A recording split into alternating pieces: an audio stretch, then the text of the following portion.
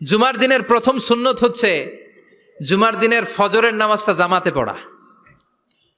সবাই কয় খাইছে, হুজুরে ধরছে জায়গা মতো, আসল জায়গায়। জুমার নামাজের প্রথম সুন্নত হচ্ছে ফজরের নামাজটা কি পড়া? জামাতে। আফদালুস সালাওয়াত ইনদাল্লাহি সালাতুল ফাজরি ফি ইয়াউমিল জুমআতি ফি জামাআ।